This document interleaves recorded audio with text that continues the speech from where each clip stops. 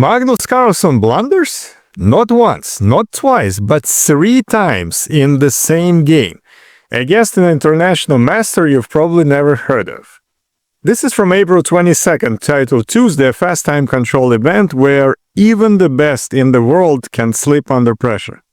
Let's jump into the game. Magnus starts with c4. Everything started pretty normal. e5, knight c3, knight f6, e3, bishop b4. Magnus develops the knight on e2, castle for Erick Zhao, that's his opponent, a3, asking the bishop the question why you're not still subscribing to my channel. The bishop takes the knight on c3, knight takes c3, d6, d4, exchange of the pawns on d4, and rook e1 check. The bishop blocks the king with bishop e2 and bishop g4, putting pressure on the pinned bishop on e2. The best move here is f3, and Magnus plays that move, and now the bishop has to move away, moves away to f5, Magnus castles, and Erick plays c5, d5, taking control in the center, with the pawn on d5, h6, g4, immediately starting attack on the king side of the board, punishing the bishop on f5, and the bishop has to retreat and retreats to g6. Bishop f4, putting pressure on a weak pawn on d6. That pawn cannot be protected by any other black pawns, so that would be considered a weak pawn.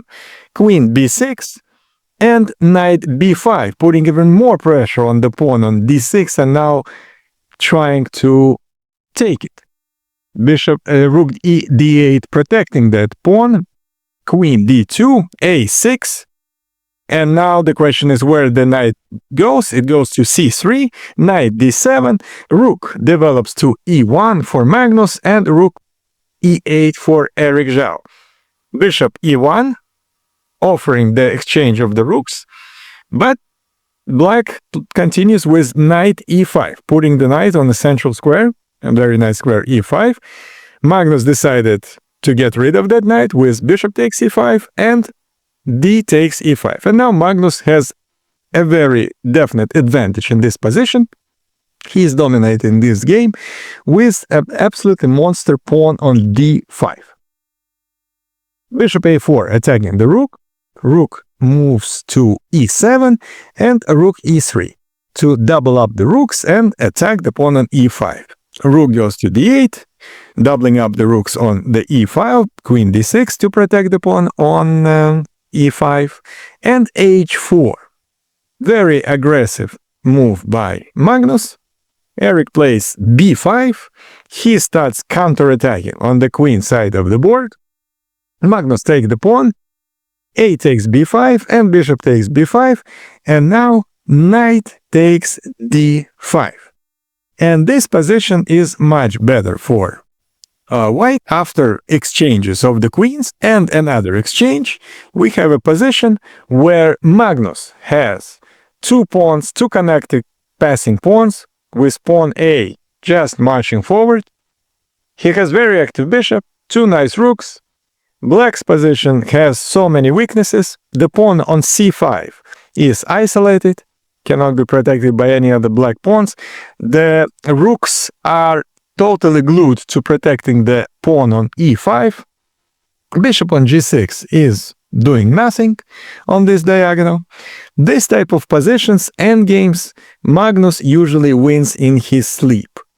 And here, with a minute 22 seconds to go, he could actually win this game, I'm pretty sure, with his eyes closed. And I don't know if he decided that the game is over and why his opponent is not resigning, or what else happened here, but the game continued with the first mistake, a4, bishop goes to c2, b3, g6 for Erick, bishop c3 hitting the bishop, the rook c3 hitting the bishop on c2, and bishop goes to d1, attacking the pawn on f3. Actually, not yet, because it's protected by the rook at this point, but the rook cannot move anywhere because the pawn on f3 would be unprotected.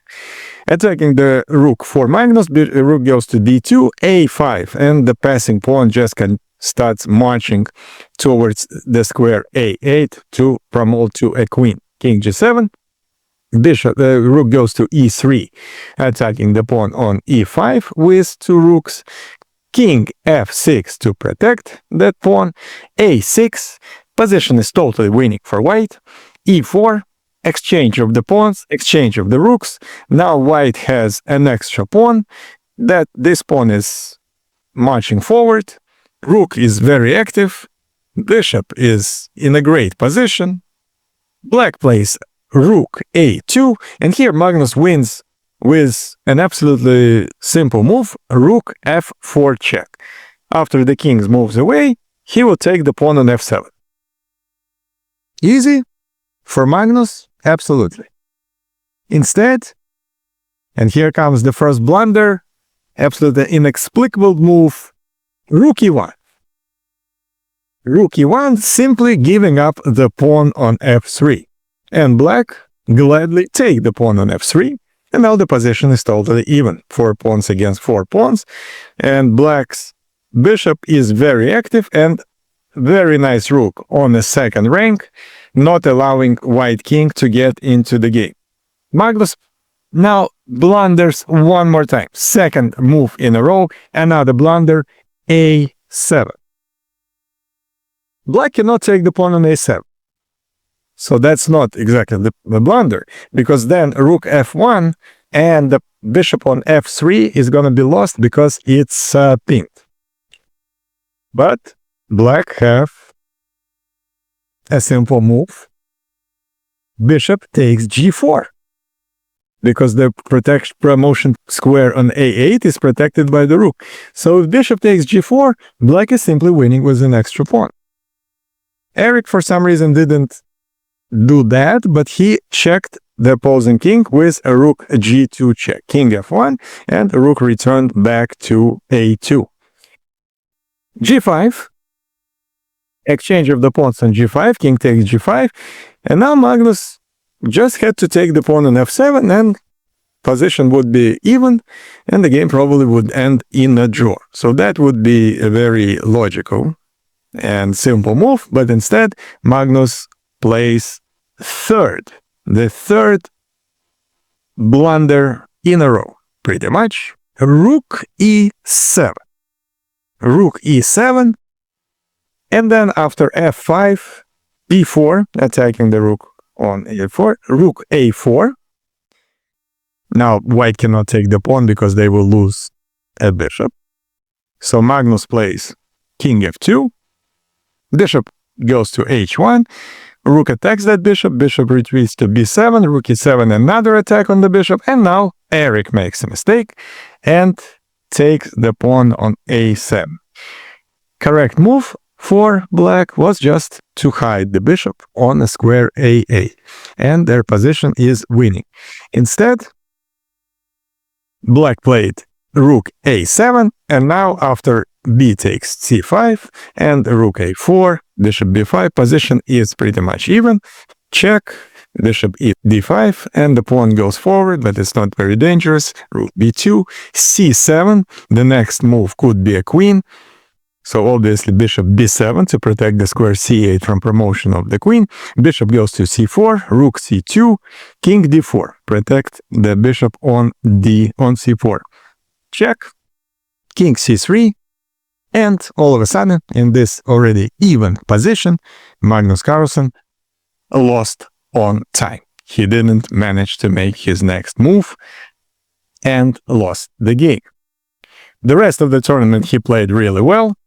So this was really a game that he probably wants to forget right away.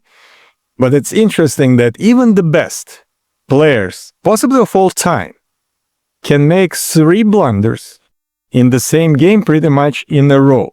Not sure, maybe he was distracted, maybe something else happened during the game. But that was an amazing game in my opinion, because normally you wouldn't even see 1 blunder from Magnus. Here you saw 3. If you like the content, like, subscribe, leave a comment. Thank you for watching.